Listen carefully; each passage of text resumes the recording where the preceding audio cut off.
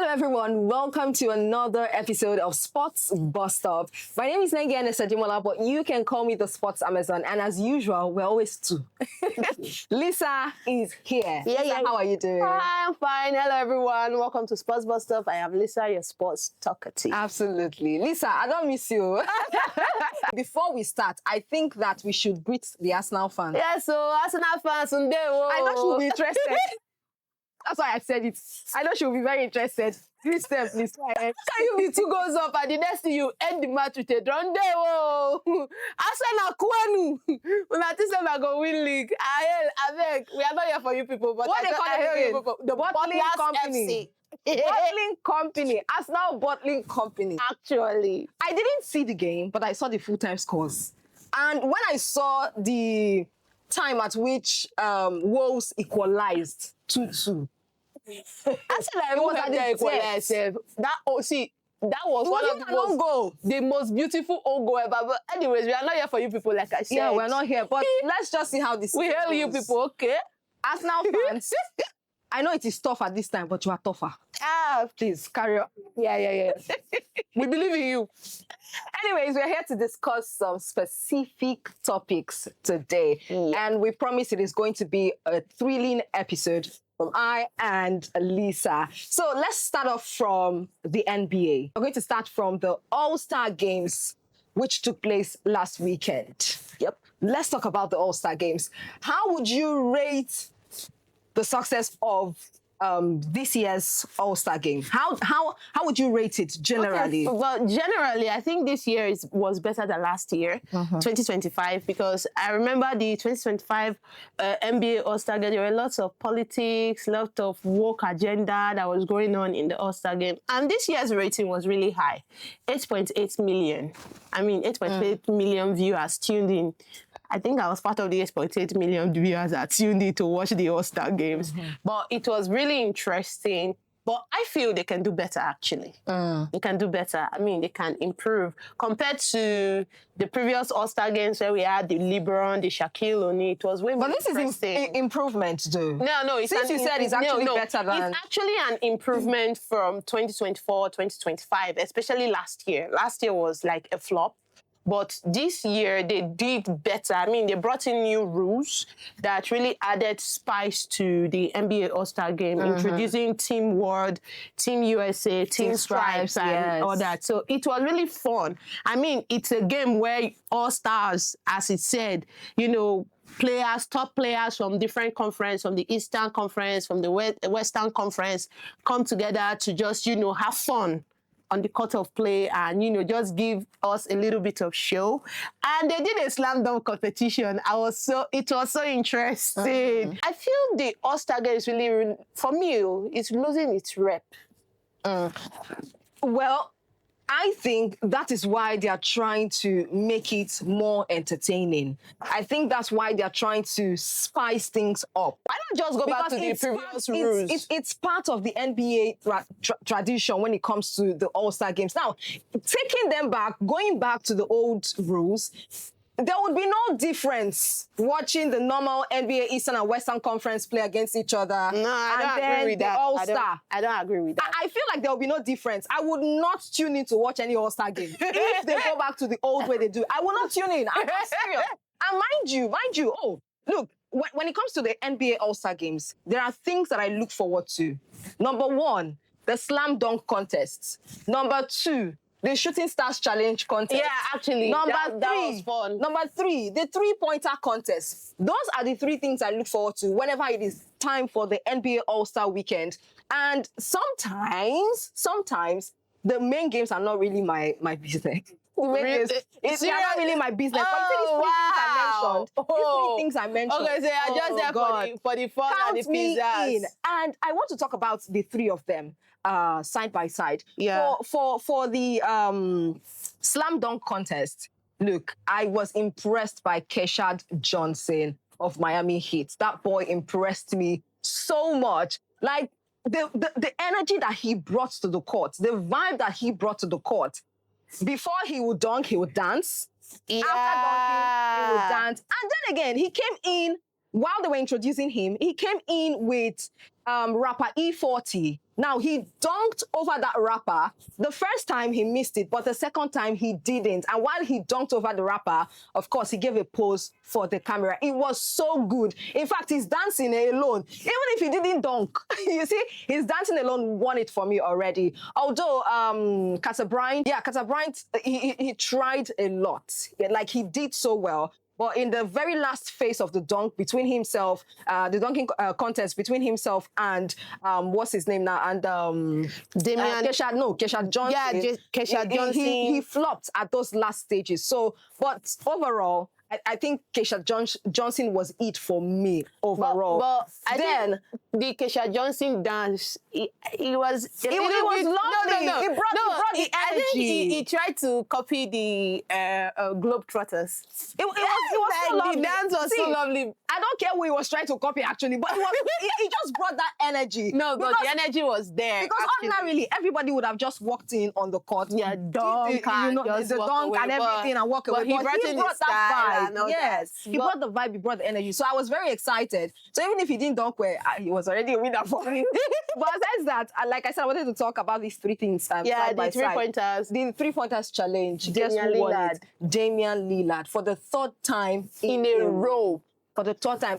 And you know the interesting part? It is because he's still recovering from a torn Achilles. So if you watched that, he wasn't jumping so much. No. But he did it perfectly. It got to a point, I think in the last stages, it was between him and Devin Booker for Phoenix Suns. Yeah. My goodness. And you know what the NBA does? They replay these things in slow-mo. So when you see from all angles, you just have to see, like no, you know that there's just the way you just when they cup their hands and like it is like really adding sweet. curry to the food and stuff like that. Absolutely. It is really sweet. So congratulations to Damian Lillard.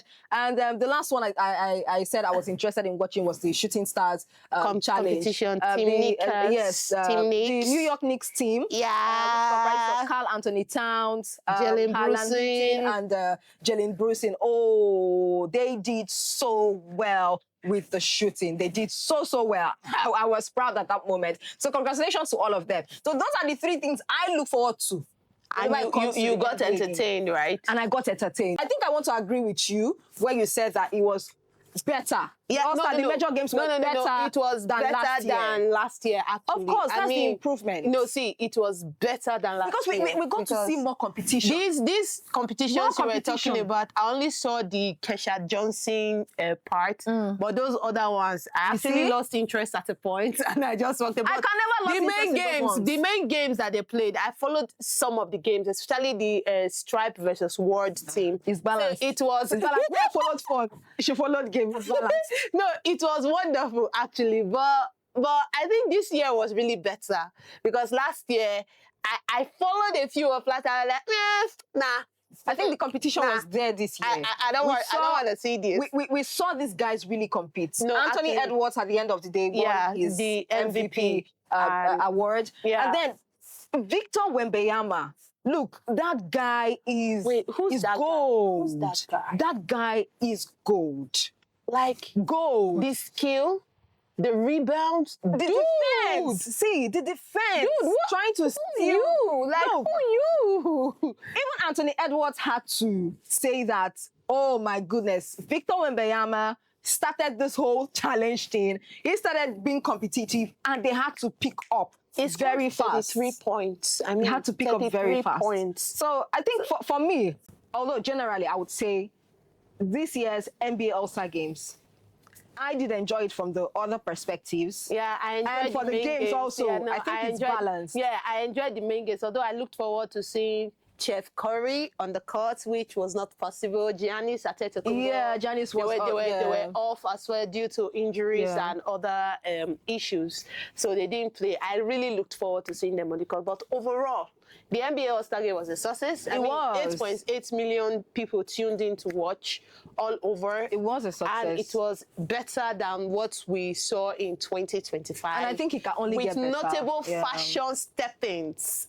Spike Lee, that look was everything. It can only get better. But I really enjoyed the NBA All-Star Games. Looking forward to the main games because now the All-Star weekend is over.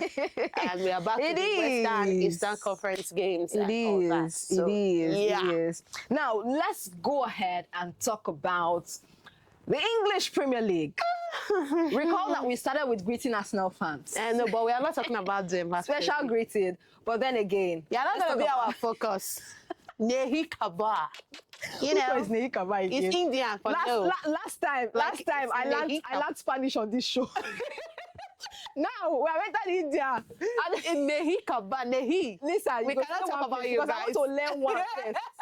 Before I move to India, don't worry. But we had recent signings. When we say signings, we're not talking about players, please. We are talking about coaches. Some coaches were sacked. Nottingham Forest. We'll start with them, Nottingham Forest.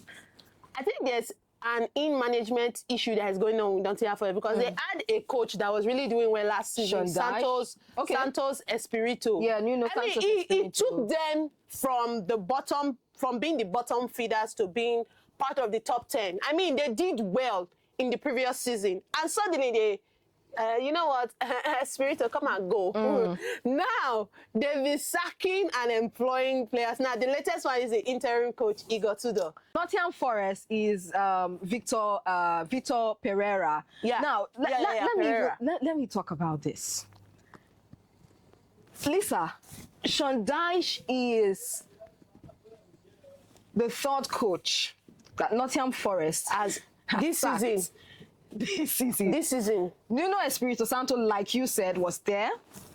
Ange Postecoglou came out to coach them at some point. Yes. Now, Sean Dyche carried on the job, and right now we have the fourth manager of the season for Nottingham Forest. Pereira. Actually, there's really Victor Pereira. It's actually Nottingham Forest, actually.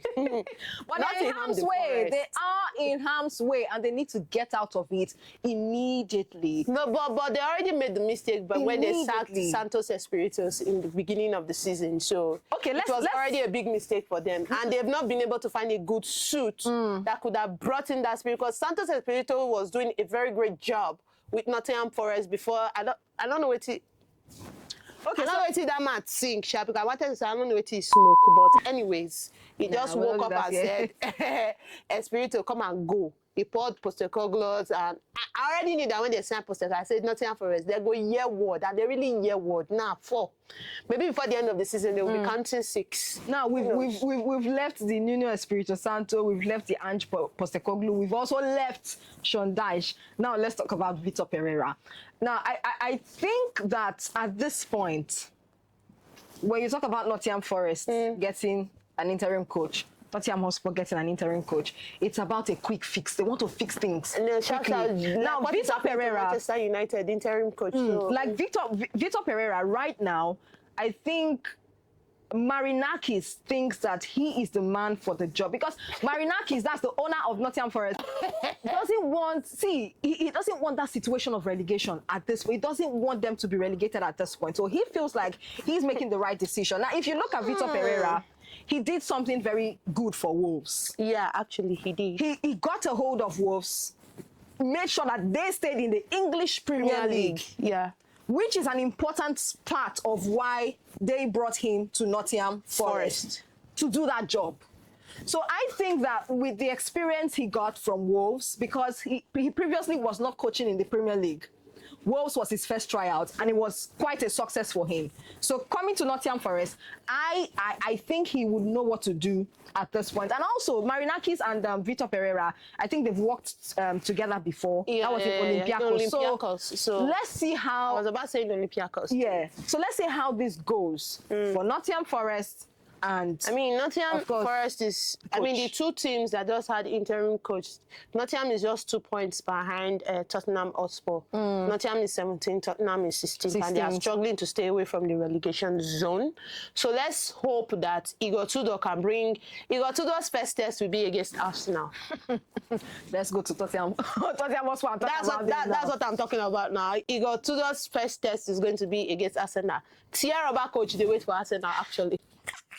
So let's see if he can bring in that spirit and that play into giving them this sense of. But Tottenham has been struggling since the exit of the likes of Son Heung-min from Tottenham Hotspur and some other things that was injuries Actually, and all that. I want to so, talk about let's that. see that if they can, if Igor Tudor can bring in a tactical plan of formation that can help the team. Tottenham Hotspur, right? They need to show, Igor Tudor need to show the management and the players that he is the man for the job as at now. Because this interim, if he does well, who knows, they can hand him a 1-year contract or a 2-year contract. Yes. So let's see what Tottenham Hotspur, Igor Tudor brings to the table. Because Igor, well, I don't really have anything good to say about Igor Tudor because from all his coaching, sometimes they have to sack him from Middle of yes, he comes mid-season. It doesn't state in the other season, so it's not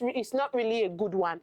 And I think Tottenham went for the available in the market right now. So, see, talking about the sack of Thomas Frank, see, I think Tottenham Hotspur is a very sensitive environment to work in, actually, because Ange Postecoglou, who won the Europa League for them? Sure, is the Europa League they won now. Yes. Who won the Europa League for them? And although in the English Premier League they finished 17th, Ange was sacked after he said, "Oh, I always win things in my second season." He won the Europa League, but he was still sacked because I think that Tottenham Hotspur places priority on the league much more than any other cup. No, Tottenham. If you they place priority on the league, so. Thomas Frank coming from Brentford, getting into Nottingham Forest, it was a sensitive environment, and I think so many things failed for Thomas Frank. The deal that he was supposed to sign. There was a deal for Eze to play with Nottingham Forest. There was a deal for Morgan Gibbs White to play for Nottingham. All of those things fell, and then coming in now, injuries. Kulusevski, Richarlison, Dominic Solanke. A lot of injuries. And just like it is for the other players I mentioned that failed to sign for Tottenham Hotspur, these players that are in injury, they are actually those players that will come in and change the rhythm of any game for Tottenham Hotspur. Actually, but they will. Of course, injuries came in, plagued the whole situation for Thomas Frank. And then the fans also, there was a disconnect between Thomas Frank and the fans. So I don't know. Igor coming in at this point. I think Igor is the kind of man who makes immediate impact on any team he goes into, on any team he walks into. That's the main reason. That's the main reason why they got the job for him. And of course, if you read the statement, they gave him very specific things that he's supposed to achieve with the club. No, every club has specific things that you need to follow and do. I mean, that man plays three at the back, so that means Tottenham Hotspur, the players would need to adjust very well. They would need to do a lot of running. But I just feel that the Croatian need to study the team first before he brings in new formation, because every change, every coach, every gaffer that comes in come with their own style of play. And that's his style. Yeah. So let's see if they will be suited up to him and if they would work with him and all that. I mean, he was once a player.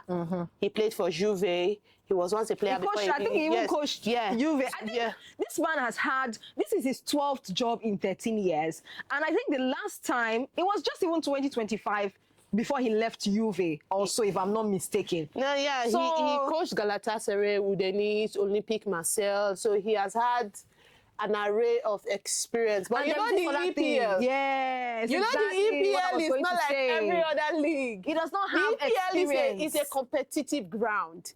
The EPL is where it is dog eats dog. Everybody must show power. That was what actually killed our coach, Manchester United, Amorim, because when he came to the EPL, even though he won things with Sporting CP, coming to the EPL, he was like a rookie coach. So let's see what he got to do. The first test for he got to do is obviously our But I think so, even if he does not win, at least a draw. A draw. No, me, I am hoping for a draw. I'm not asking you to beat Arsenal.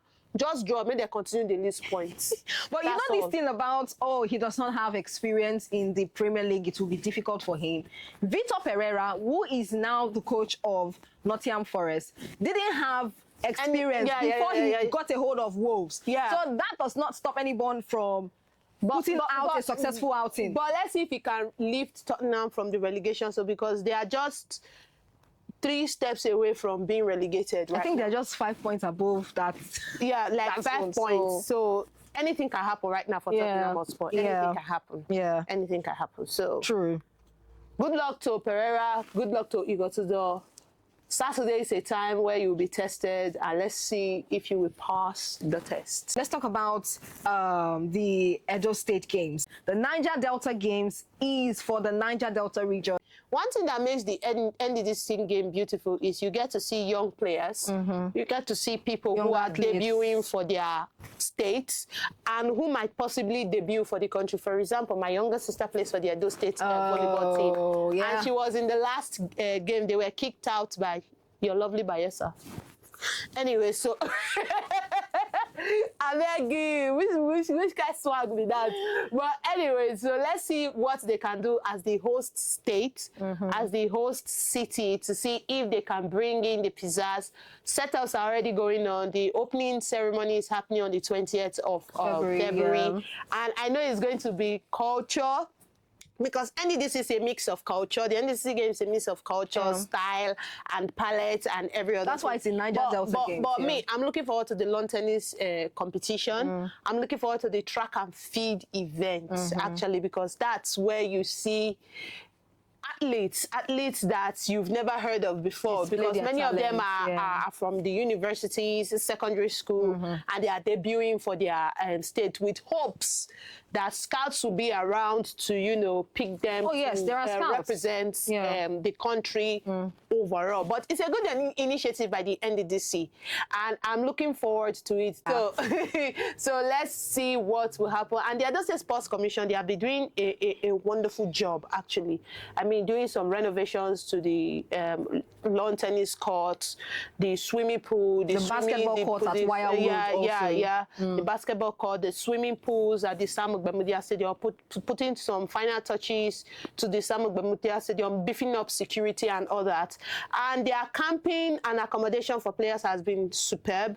I mean, some players were camped in all over Benin City. There are some renovated camping centers that are made available for players and crews that will be coming in for the NDDC game. But me, we will be there, actually. Yeah, we will. So you have to watch out for this space. Yes. Watch out from this space for updates on the NDDC game. I'm really looking forward to the opening ceremony and the first games that will be happening. Actually, for me, Edo State has 282 athletes who will be participating in the 16 events for this second edition. So generally, we have over 3,000 athletes and 500 officials who are going to be participating in the second edition of the Niger Delta Games. Look, I've heard you talk about how impressive this thing has been, but let me tell you something. For me, I think it is going to be a success when we look beyond talent. Actually. Now, in December 2025, I had come across an interview of the managing director of Dunamis Icon Limited, who are consultants to the NDDC on the Niger Delta Games. Yeah. He did talk about the fact that athletes need a ground to compete. Yeah. To showcase their talent. True. And that is why the NDDC is here to give that platform. True. And it now boils down to the states to harness those talents and, you know, give them the support for them to grow to their full potential. So I think Edo State hosting the second edition, good one, thumbs up to them, but we should look at it beyond identifying this talent. So success for me, for Edo State hosting this particular second edition would be improving on facilities.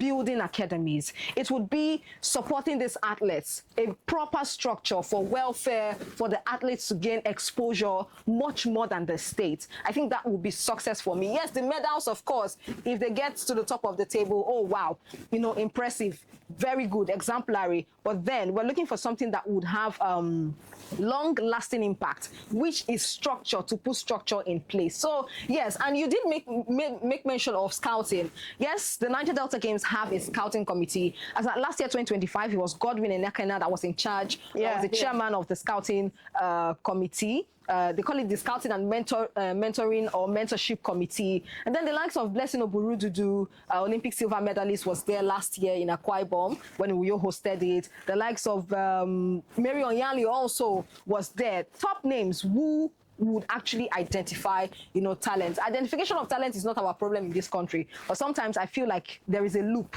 We have the National Sports Festival, the National Youth Games. We're still dealing with age cheating. We're still dealing with some sort of thing. So at the end of the day, success from all of these things would mean that a structure is in place. Give us the right structure.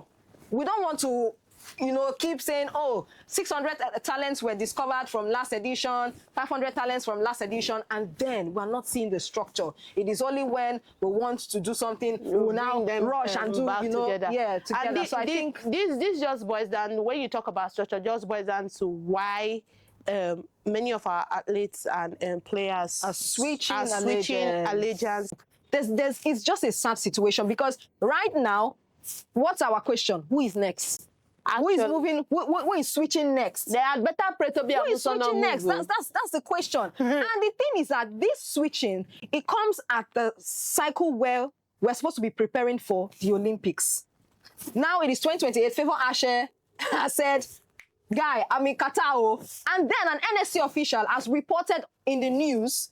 He's saying that he is not sure that Favor Ashe would be with Qatar, that because they are in talks with him. Yeah.